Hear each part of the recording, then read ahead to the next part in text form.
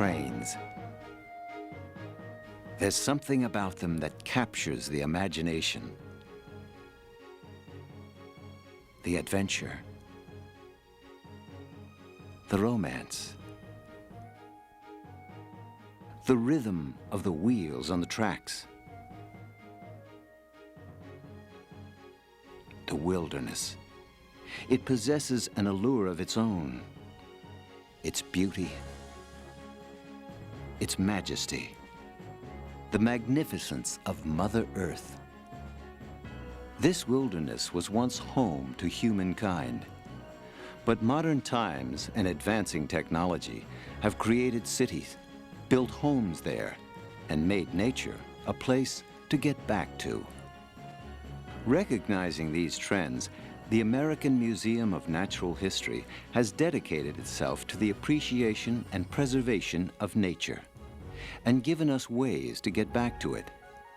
By linking these themes together, the museum will take us on a tour of the national parks of the West by train. In part one of our tour, we'll see Rocky Mountain National Park. Journey from Denver to Salt Lake City by way of the Rockies. Visit Promontory Point, a nearby Golden Spike National Historic Site where the Great Railroad Race ended. Make a stop at stunning Bryce Canyon National Park and Zion National Park. And conclude with Sunset Crater Volcano National Monument and the ruins of Wupatki National Monument.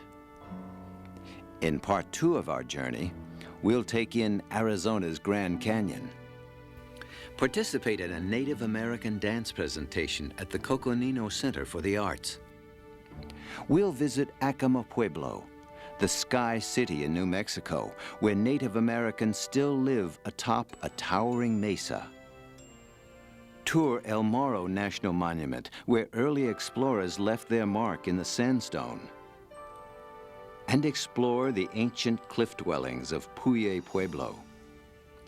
Finally, we'll walk the streets of Santa Fe, New Mexico, the oldest city in the Southwest. Historically, the train has provided a luxurious and nostalgic way of getting us into America's backyards. One of the most breathtaking trains in the nation is the American Orient Express. Reminiscent of that European legend of the rails, the Paris to Istanbul Orient Express, the American Orient Express features elegance and luxury unparalleled in any other form of land travel today. The cars which make up the American Orient Express were designed and constructed in the 1940s and 50s, a period of innovation and forward-looking style known as the Streamliner era.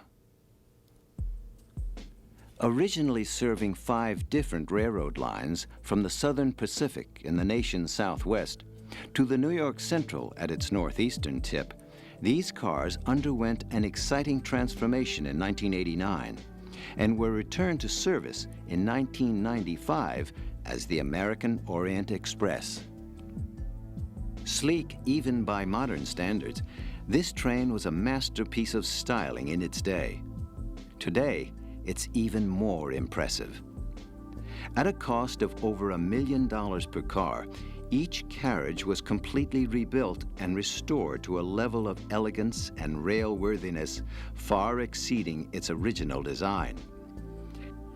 The resulting train is a paragon of comfort, even when delivering speeds in excess of 80 miles per hour.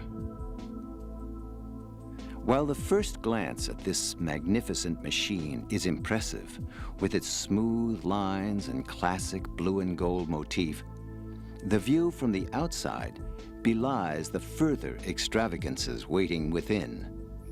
Elegantly accented in dark mahogany, the interiors return us to a time when rail travel was luxurious and romantic.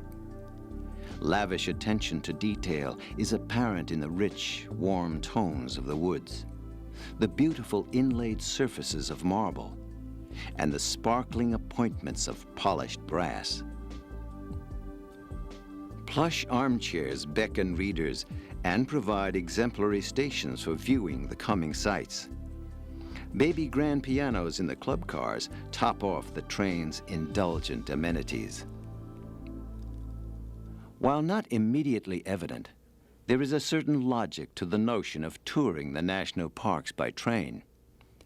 In the early days of rail travel, the railroads played an essential role in developing the national parks by running tracks into the wilderness and making it accessible to the rail-traveling public. No more was the wilderness the sole domain of the mountain men. Now it could be appreciated by all. Greg Mueller, president of American Orient Express, Incorporated. The railroads have always been instrumental or were instrumental over the years in developing the national parks. They built tracks to the Grand Canyon, to Yellowstone. Union Pacific actually built Sun Valley up in Idaho. And so the railroads and the national parks have a long history. They've always been tied together. And it was a natural for us to visit the national parks on the train. Susan Givens, Director of Discovery Tours at the American Museum of Natural History. This trip was extremely important for us for a number of reasons. Primarily, we're finally starting to look home. The museum has a tremendous collection of Native American artifacts and a tremendous history in the national parks. Of course, Teddy Roosevelt was one of the museum original trustees, and he was instrumental in establishing the national parks. And of course, the railroads had a tremendous history in the national parks, and so it was a wonderful opportunity for us to get back involved with the railroads. Touring the parks aboard these vintage carriages allows travelers to experience the changes sweeping past their windows. Exotic regional cuisine is presented between the many stops, and comfortable sleeping compartments provide a contrast to the rugged beauty of America's western landscape unfolding around us.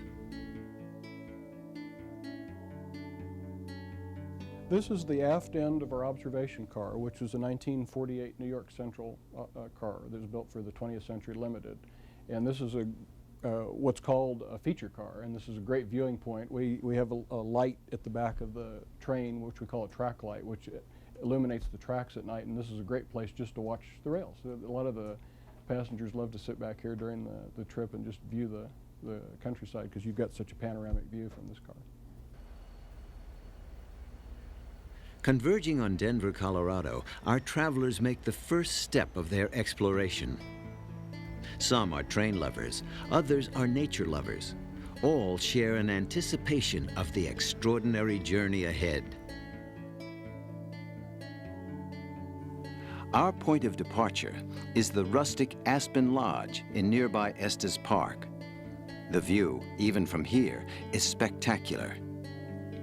As evening light recedes from the Rockies, travelers discuss the journey ahead over a get-acquainted meal. Awakening to the silent chill of mountain air, our first leg of the journey begins with a coach tour of Rocky Mountain National Park.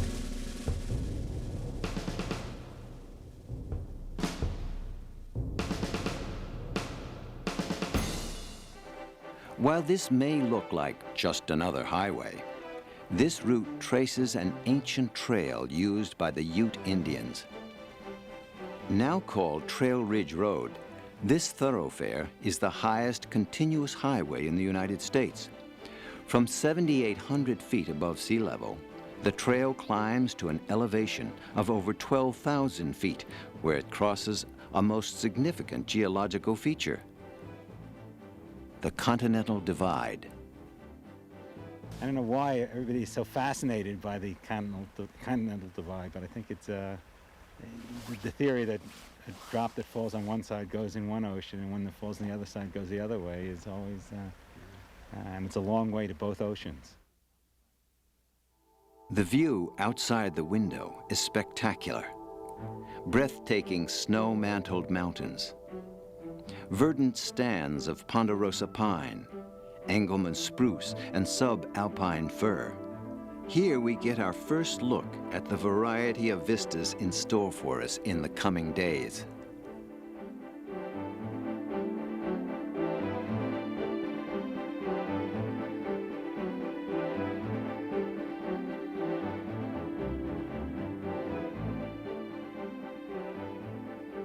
Naturalist John Muir wrote, "Climb the mountains and get their good tidings. Nature's peace will flow into you as sunshine flows into the trees. The winds will blow their own freshness into you, and the storms their energy, while cares will drop off like autumn leaves."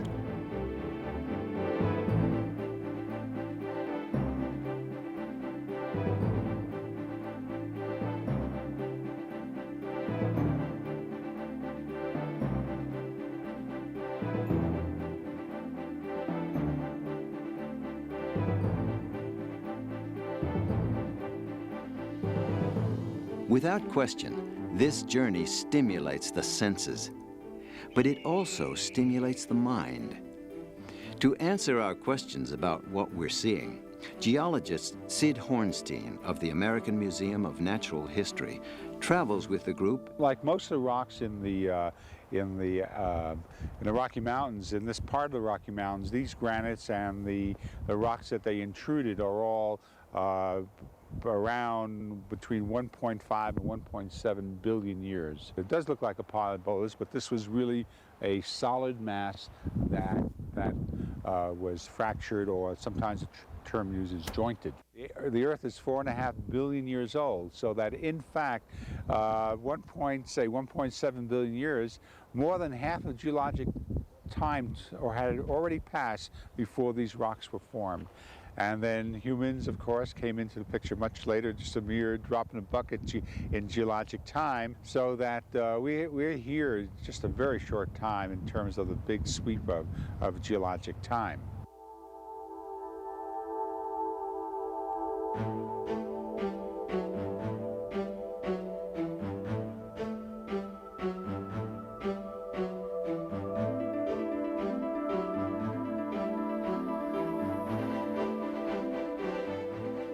Like Sid, Ellen Bradbury also travels with us, adding color and insight to the journey with her knowledge of these mountains and their history. In Estes Park, there really weren't permanent Indian settlements because it's too high and too cold to live all year round. You know, unless you were going east-west, you wouldn't have to go over the mountains, and there are no very good passes here. And you know, when the railroad goes west, the mountains are a barrier. The mountains are a barrier. You can come across the plains and you have problems sometimes with navigation, sometimes with water, sometimes, you know, you have a different set of problems. But once you get in the mountains, you have such physical difficulty getting over the mountains. Our travelers, having completed the day's coach journey, finally reach the focal point of the trip and have their first view of the American Orient Express. The sun is just setting on the Denver skyline when we catch our first glimpse of her and begin to understand her appeal to travelers of the post-war years. Stepping aboard for the first time, we're impressed by her elegance. Even more than we had imagined, the train is magnificent. The reaction we get from the passengers when they first board is a magic. There's a type of magic that goes on because they know the train's nice, but they aren't quite prepared for how nice it is. You can see the glow on their face from the minute they board to the minute they get off. To complement the moment, a champagne celebration welcomes us aboard, and after settling into our private compartments, we eat our first onboard meal in the plush dining cars.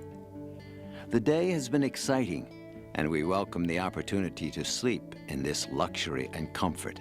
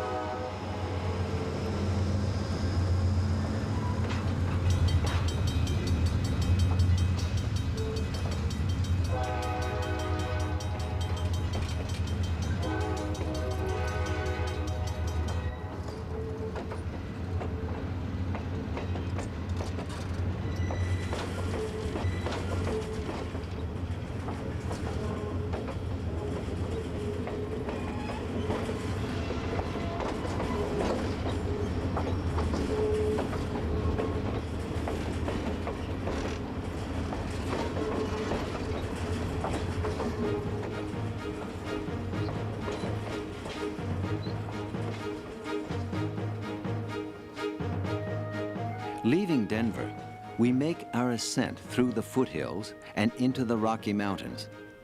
Our next destination, Salt Lake City.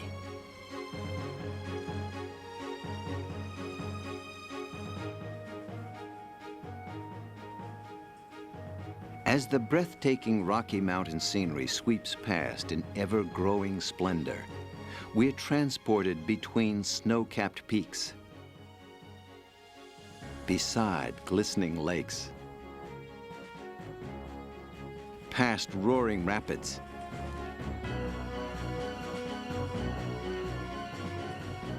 and over some of the most enchanting land on earth.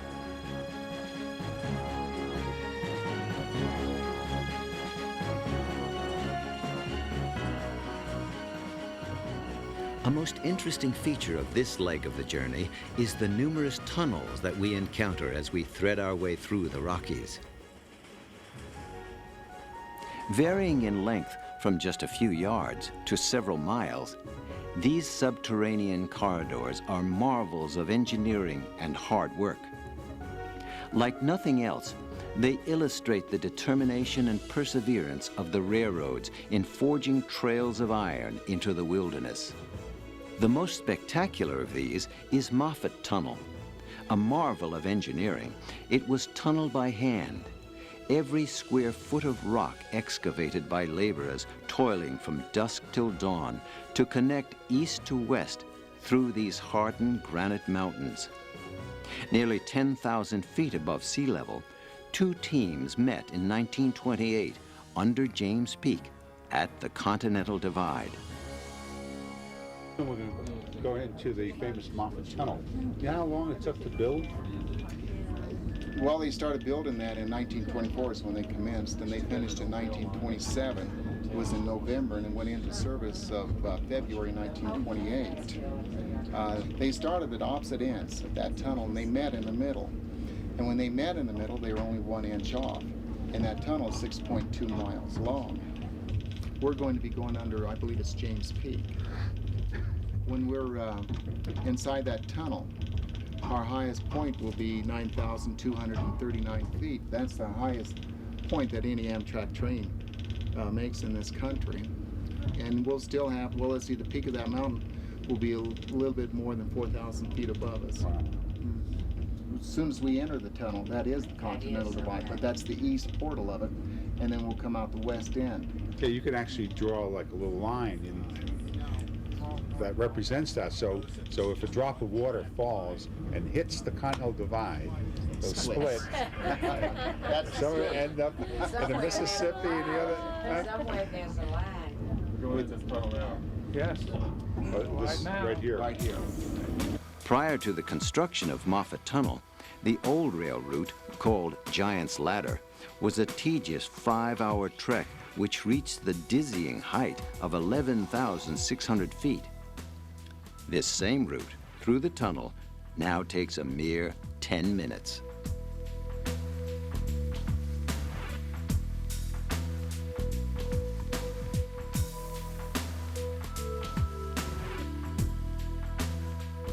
Once on the western slopes of the Rocky Mountains, we find ourselves gazing up the sheer faces of rugged, steep-walled canyons and down into lush green valleys.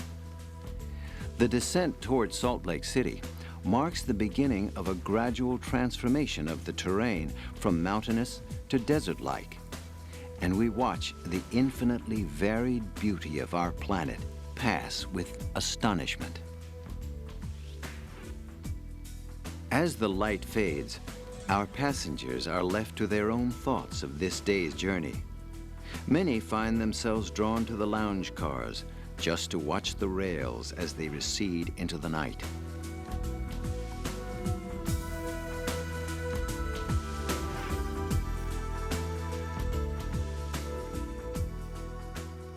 In the late evening, with hundreds of miles behind us, our train pulls into Salt Lake City. Dusk settles over our train at the station platform as our travelers settle into their suites for the night.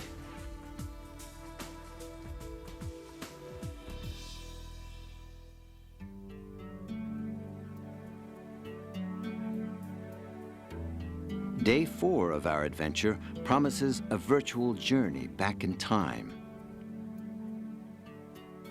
By coach, we reach Promontory Summit, a scenic peninsula that juts into the Great Salt Lake.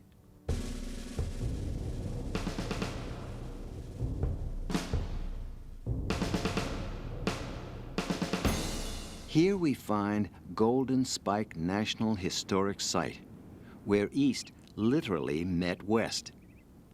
It was at this point where the Union Pacific Railroad was joined with the Central Pacific Line, creating the first transcontinental railway. For the first time in history, Americans would be able to cross the nation by train.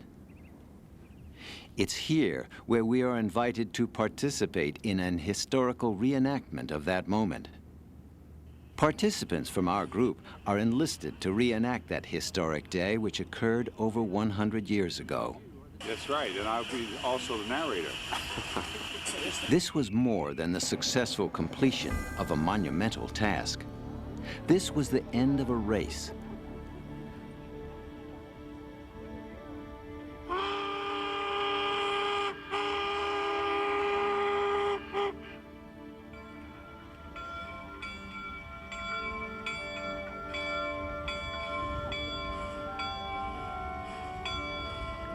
The Union Pacific, laying track from the East Coast, and the Central Pacific, working from the West, each labored feverishly to complete their end of the line.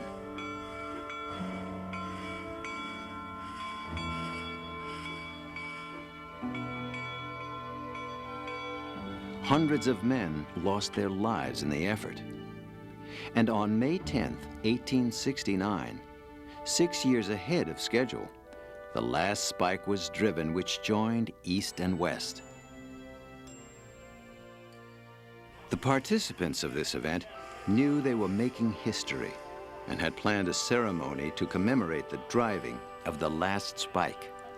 That last spike had been fashioned of gold, silver, and iron. A special silver mallet was constructed, and a special tie of polished laurel wood had been laid to accept this spike. The last spike was wired to the transcontinental telegraph.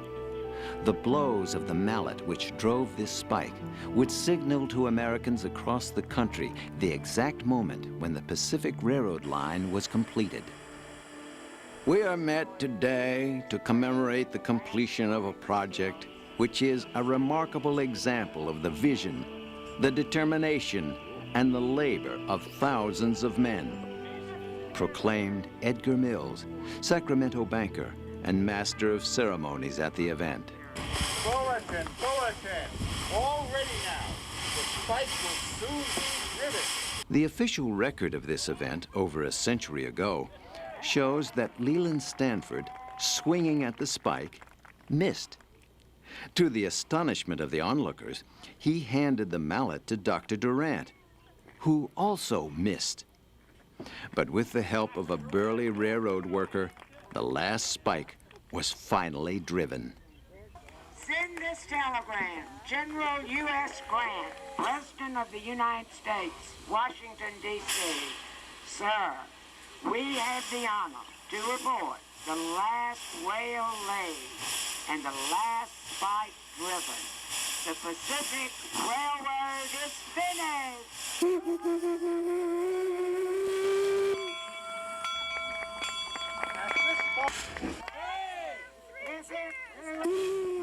A new era had begun, and the Golden Spike became a symbol of accomplishment for America.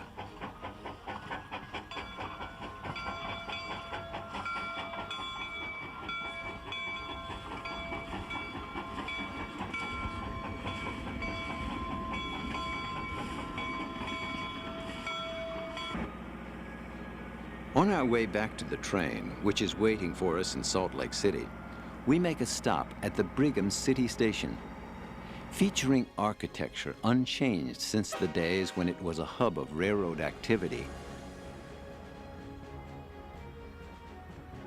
This station gives us a real sense of railroading's past.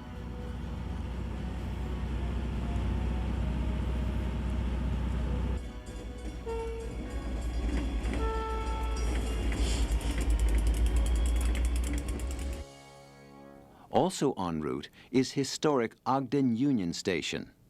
Opened for business in 1924, this station served up to 120 trains a day and was a nexus for the throngs of people which crowded aboard them. This station is home to the Ogden Train Museum and its miniature dioramas. 87-year-old railroader Roger Kingsford gives us a tour. I just finished building the Hated Hotel. You see it in the background. And this is where my grandfather used to be the cashier in the freight depot. At my age of 5 was the first time that I went into the building. It was a route to Teutontown. A day didn't go by but what some guy didn't get shot with his boots on. In addition to the miniatures and the dioramas, the museum also features full-size relics of railroading's past. It would appear that the era of the steam locomotive is gone for good. Fortunately for train lovers, however, the rail industry has a habit of rediscovering the allure and value of its older trains. And these derelicts may see life again someday as operating engines.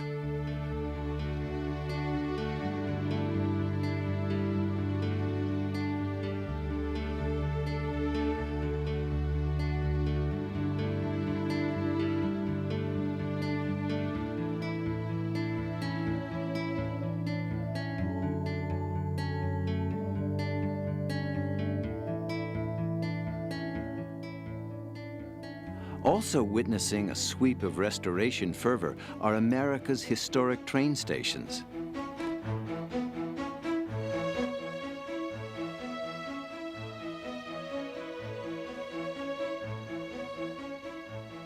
Communities all along our route showed off the fruits of their labors in wonderfully completed station restorations, aware of the importance of the rail link to the history of their towns.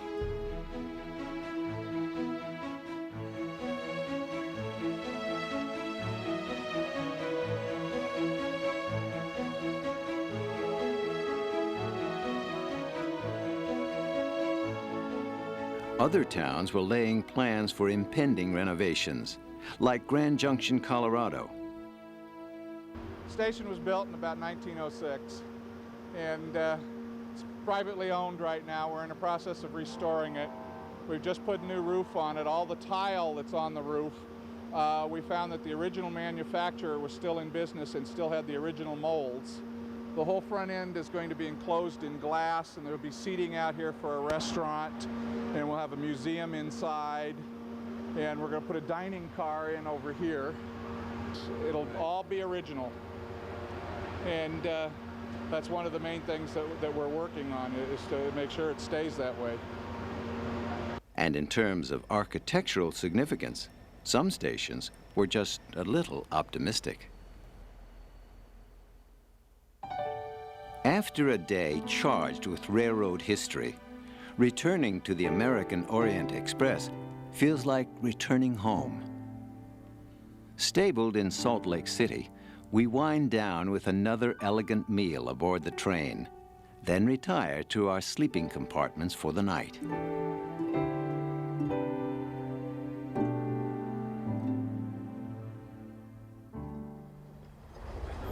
As the travelers arise, our train is already making its way from Salt Lake City towards the next two attractions of our journey, Bryce Canyon National Park and Zion National Park. During the short hop to Milford Station, our terminal for these two parks, we enjoy breakfast as scenery rushes past our windows. Our meal is prepared by master chefs and served on fine china by gracious attendants.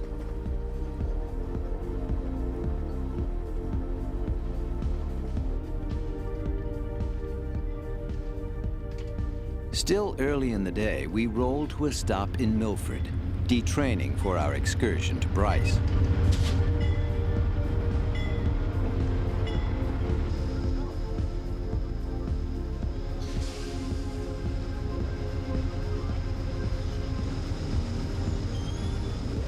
Here we find time to talk to Amtrak engineer Leonard Sandoval. I'm the engineer on Amtrak 38. The top speed in this division right now is 79 miles an hour. And as we leave out of Melfort right here, we're gonna get another speed at 79 miles an hour. Well, one of the greatest things about being an engineer is I get to have my own toy set. A lot of people would like to drive a train. I do it for a living and I get paid for it. So it's an enjoyable job. Like I said, I've been an engineer since 1976 and I still have a long time to go and I really enjoy my job.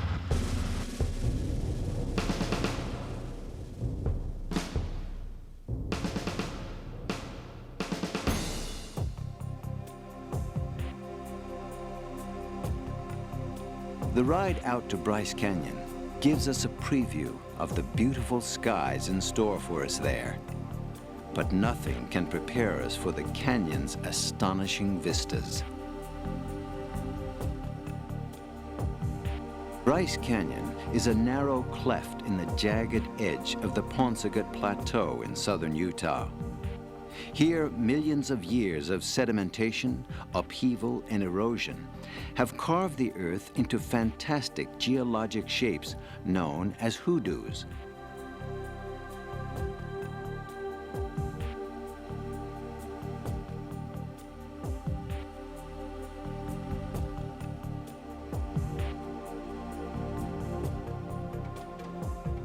From the overlooks which skirt the canyon's rim, we can look down into its many amphitheaters and see towering turrets and spires, natural bridges and arches, and virtual forests of stone.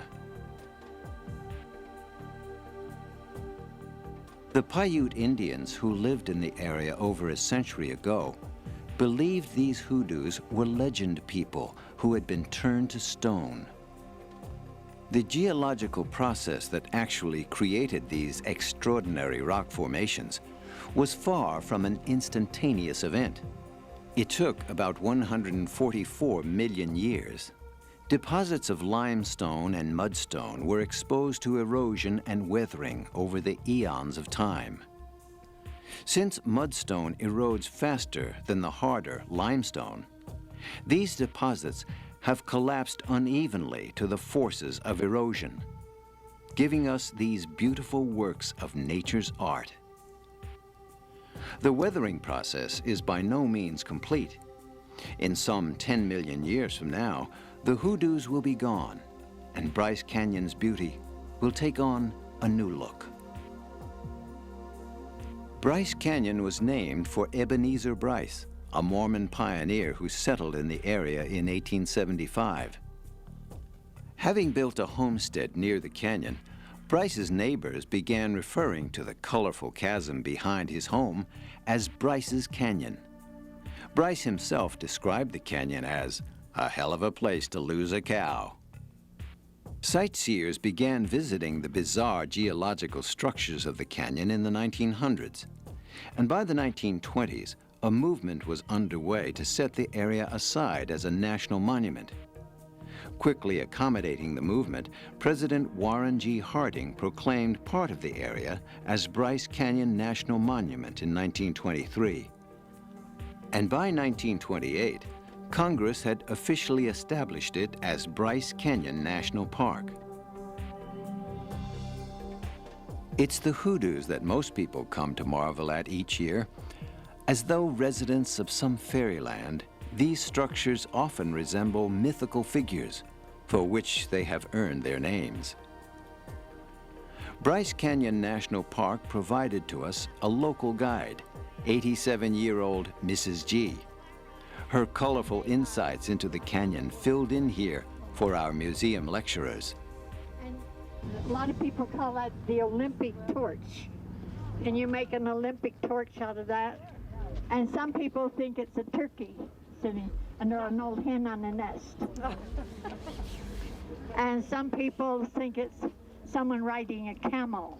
The thing that I see most prominent there is a figure with two big eyes, horns on its head, and a snarling mouth. Do you see that? It's got to be the devil, hasn't it? looking right at you.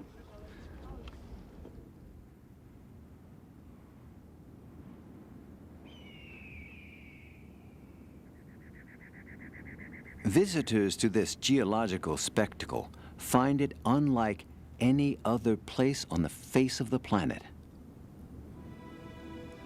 Many find a place of solitude and meditation to take in the span of time that created this natural wonder.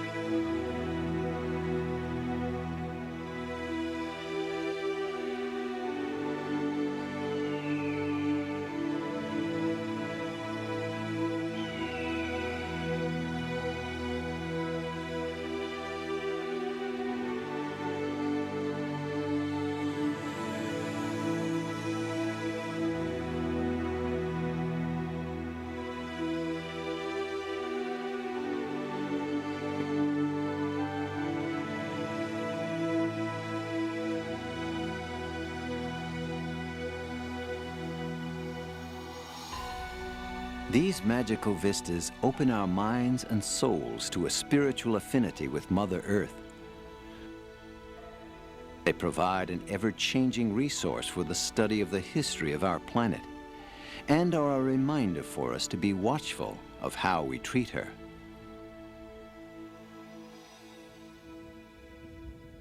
Standing so high above the canyon floor, we can feel the approaching storm.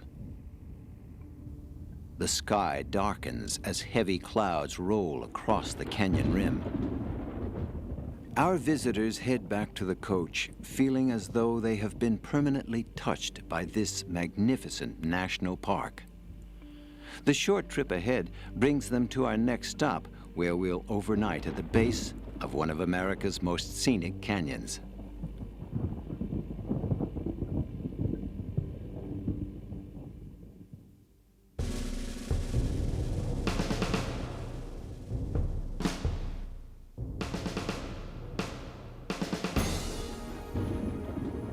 We awake to find the storm still churning over the peaks of the gorge that envelops us.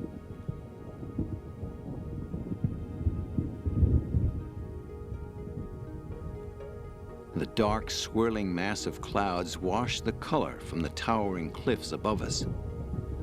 Zion Canyon appears on this early morning as a menacing chasm and gives us another perspective on the many faces of nature. But as nature can quickly show her ominous side, so can she turn a fickle cheek. As the dark clouds open in sporadic bursts, the sun streams through these gaps and strikes the canyon walls in eruptions of light. Vivid colors radiate on these rocky backdrops as though giving us a preview of what we might find ahead on our morning journey. Between breaks of sun and rain, we travel through the canyon, peering up at the cliffs, standing in rows 2,000 and 3,000 feet above our heads. A feeling of awe overwhelms us.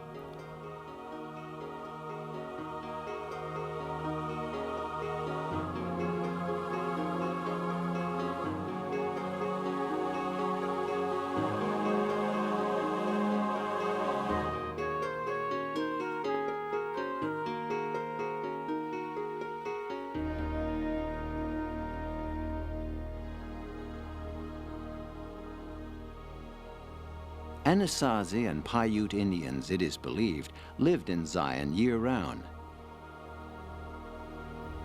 In 1863, a Mormon settler named Isaac Behunin built himself a cabin in the heart of this great canyon. Having fled religious persecution, he called his new home Zion. It was, he felt, the promised land. This small river, called the Virgin, flows along the length of the canyon. It has done so for almost 13 million years. This river is responsible almost single-handedly for carving out the massive gorge that we see today.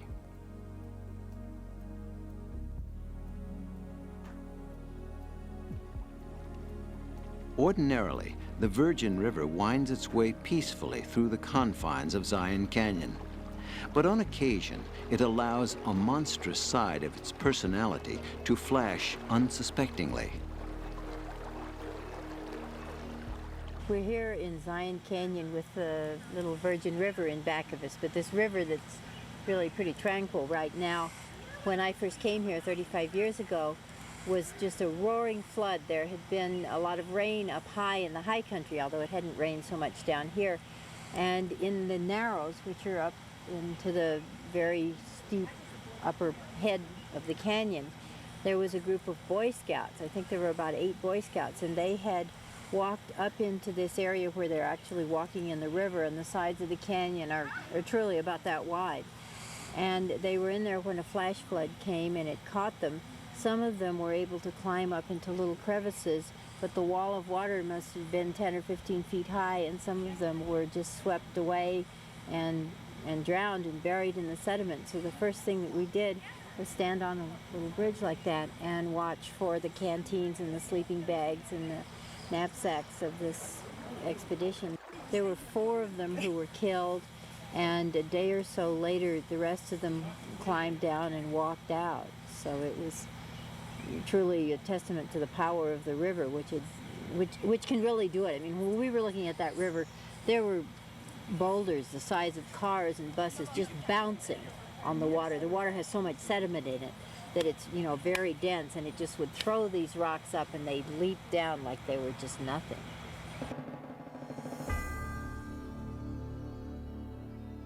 The enormous measure of the canyon doesn't daunt everyone.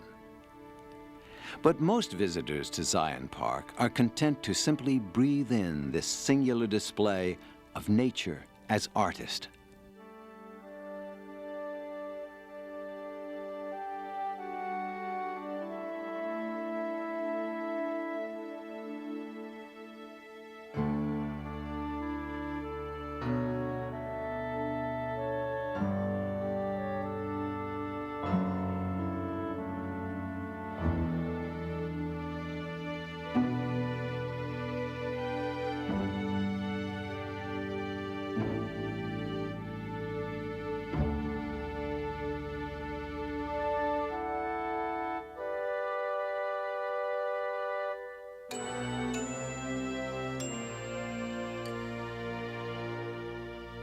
Climbing out of Zion Park is a long canyon road. Its plentiful tunnels and switchbacks offer riders stirring views of this very special place.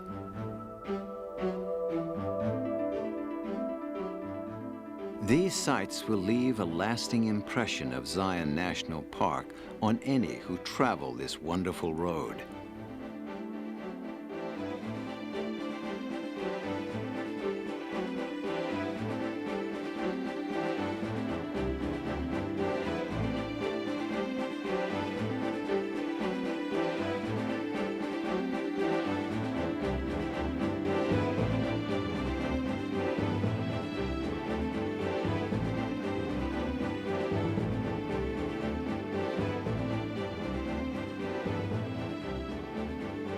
The sheer mountains and layered sandstones of the park that stack in crisscrossed patterns to the sky begin to give way to desert landscapes.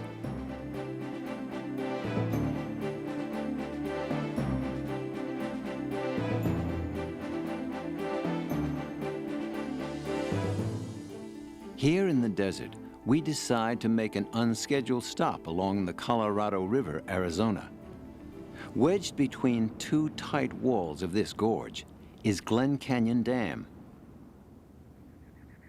This massive project, constructed in the early 1960s, was engineered to produce hydroelectric power, which could be sold to cities and towns as close as Utah and as far away as Nebraska.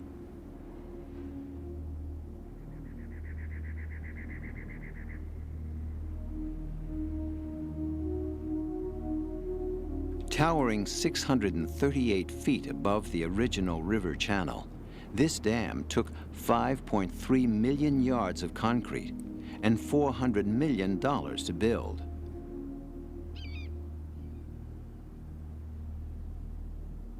The dam backs water up in Glen Canyon, forming Lake Powell, 180 miles long with nearly 2,000 miles of shoreline backing in and out of numerous canyons. This man-made lake has become a haven for recreationalists and vacationers.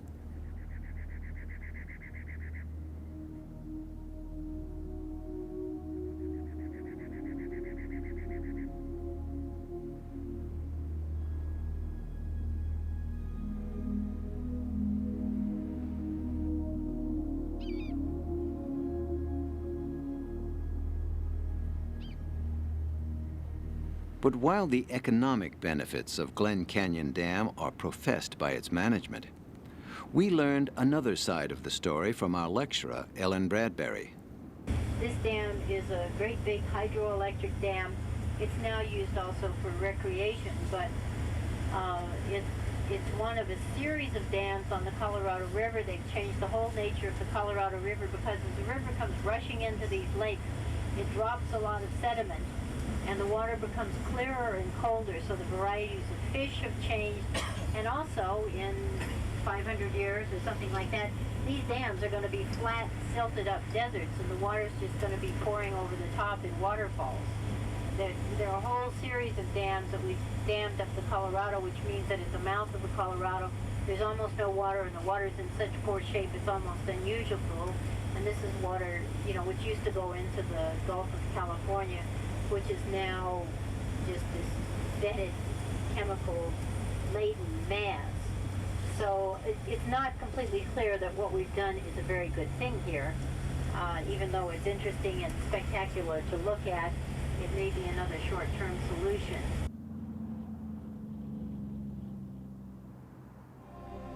The desert scenery passes by with its stark beauty.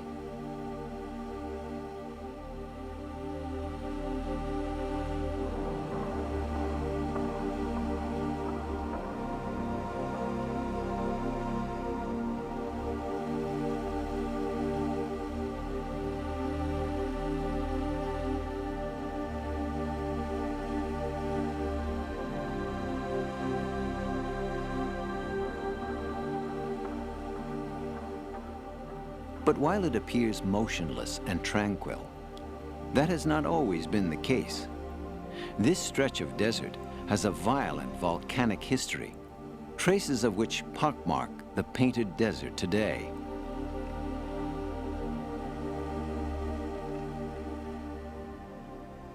Most notable of these is Sunset Crater, its cinder cone reaching hundreds of feet towards the sky. Between Sunset Crater and our final destination of the day is Wupatki National Monument.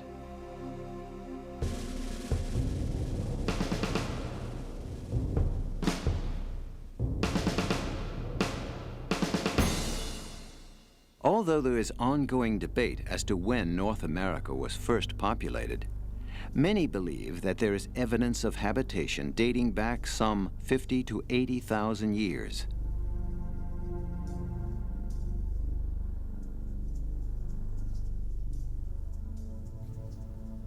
The name Anasazi was given to them by the Navajos and translates as ancient enemies.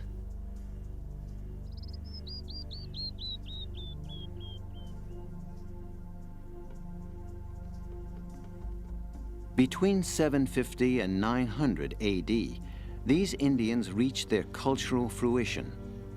They were growing cotton and making cloth, producing numerous types of fire-baked pots, and were weaving elaborate baskets.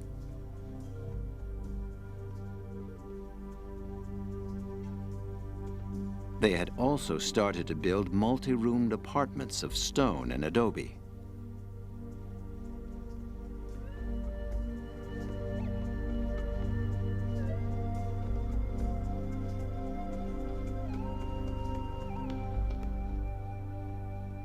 In Wupatki, we can still see the remains of an ancient kiva, their ceremonial chamber.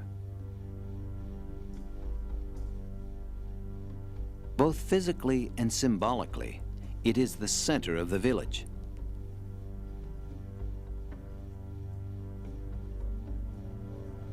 Private and communal rites were performed here at appropriate times of the year.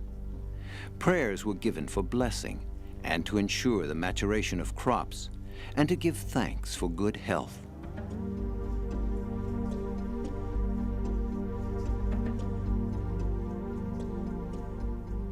Wupatki Pueblo was mysteriously abandoned in 1225 AD. While we'll never know with any confidence why it was, aggression or drought are pretty fair estimations.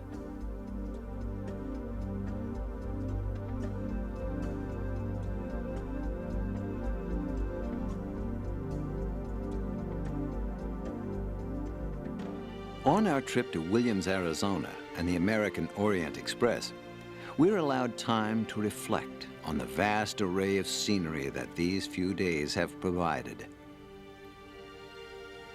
And as the train races across the desert to meet us, we'll prepare ourselves for the next stop, the Grand Canyon.